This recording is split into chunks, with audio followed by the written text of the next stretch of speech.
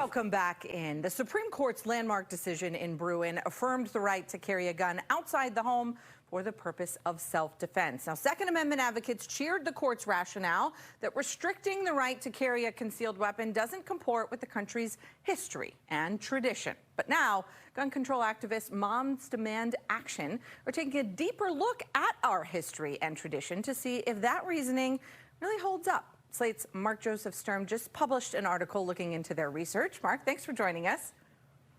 Thanks so much for having me on, Katie. Since it's been just a little bit since we've talked about Bruen, although we've had a couple of Second Amendment issues brewing right here in our backyard in the DMV, set the legal standard for us here. What is the rule for a constitutionally acceptable gun restriction?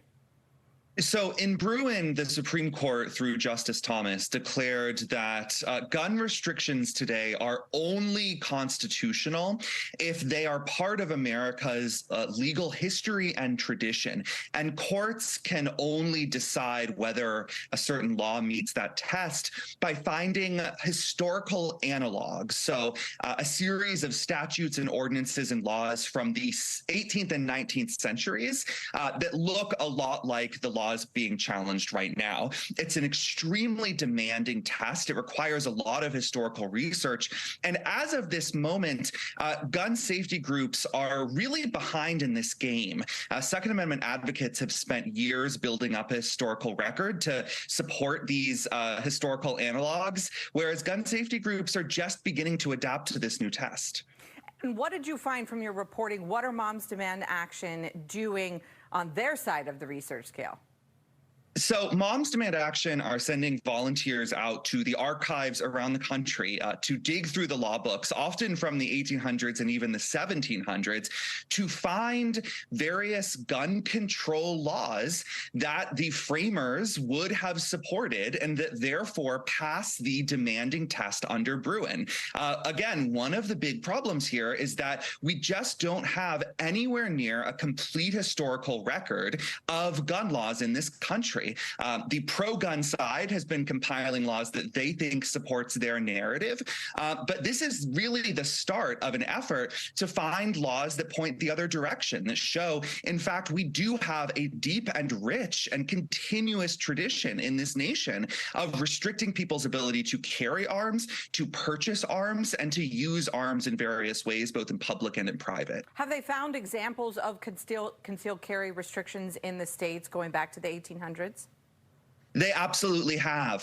Several of the volunteers I spoke to are in Orange County, California, one of the more conservative areas of the state traditionally, but they have found ordinances going back to the 1850s from the beginning of towns incorporation in California that ban concealed carry in public, that impose very strict limits on your ability to take a gun anywhere outside of your home. And some of these laws actually make it difficult to keep a gun in your home. And again, these reach back to the 1850s, which is the time period that, according to the Supreme Court, is relevant. And what's most notable to me here is that no one had compiled these particular laws before. This one mom volunteer had to go down to a basement archive in the Santa Ana courthouse, put on archival gloves, sit there with these old books and leaf through the pages one by one. And now she is adding these laws to a database so that as these court cases progress, this group can weigh in and say, actually, you know what? These gun control laws are part of our tradition.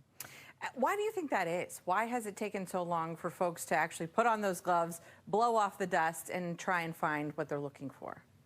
So, up until Bruen, courts had generally applied the usual and familiar tests to weigh the constitutionality of gun laws, which typically involve kind of balancing interests on both sides.